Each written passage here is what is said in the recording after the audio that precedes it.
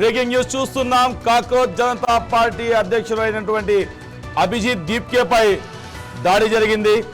జైపూర్లో ప్రదక్షిణ చేస్తుండగా అక్కడ దాడి జరిగినట్టు సమాచారం అందుతుంది.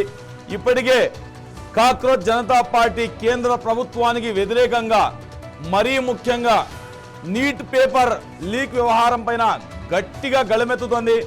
నిన్నటికి నిన్న హైదరాబాద్లో కూడా భారీ ఎత్తున నిరసన ప్రదర్శన నిర్వహించారు. అట్ ద సేమ్ టైం బెంగళూరులో కూడా నిరసన ప్రదర్శన మేము చూసాము. ఇవాళ జైపూర్లో చేస్తుండగా దాడి జరగడం మేము చూస్తూనే ఉన్నాము. గత కొన్ని రోజులుగా కేంద్ర ప్రభుత్వంపై ప్రశ్నల మీద ప్రశ్నలు లేవనెత్తిస్తున్నారు ఈ కాక్రోచ్ జనతా పార్టీ మరియు వారికి సంబంధించిన ఫాలోవర్స్. నీట్ పేపర్ లీకేజ్ వ్యవహారం కానివ్వండి, మరియు ఎన్నో కేంద్ర ప్రభుత్వం విఫలమైన ప్రతి సమస్య పైన గట్టిగా ప్రశ్నిస్తున్న కాక్రోచ్ జనతా పార్టీ అధ్యక్షుడైనటువంటి అభిజిత్ దీప్కే పై దాడి జరిగింది.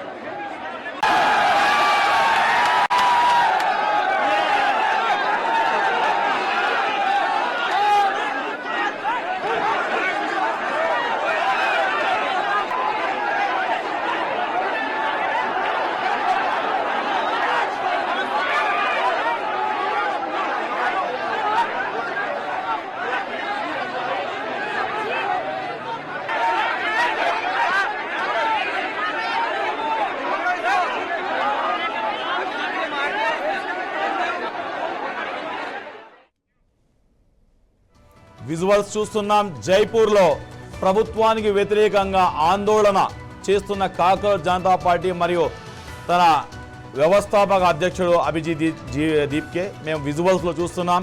తను అభిమానులకి అభివాదం చేస్తుండగా ఆ గ్యాప్లోనే కొంతమంది ఇమీడియట్గా తన పైన భారీగా దాడి చేయడం మేము విజువల్స్లో చూస్తున్నాం. ఇమీడియట్గా హుటాహుటిన పోలీసులు కూడా ఆ దాడి చేస్తున్న వారిని తప్పించే ప్రయత్నం అయితే చేస్తున్నారు.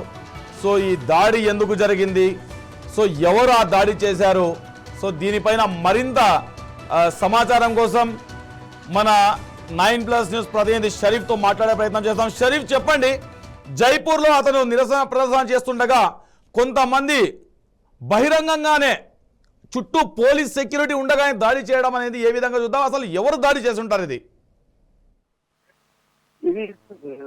కాక్రోచ్ జనతా పార్టీ వ్యవస్థాపకుడు అభిజిత్ పైన దాడి జరుగుతుందనే విషయం మనకు కొంతకాలంగా ఒక అనుమానాలు ఉన్నాయి. ఎందుకంటే అతను సోషల్ మీడియా ద్వారా ఏదైతే ఎడ్యుకేషన్ స్టార్ట్ చేశాడో అప్పుడే అతని మీద మోడీ ప్రభుత్వం, బీజేపీ కేంద్రంలోని ఎన్డీఏ ప్రభుత్వం చాలా నిశితంగా అతని స్టెప్స్ ను గమనిస్తోంది.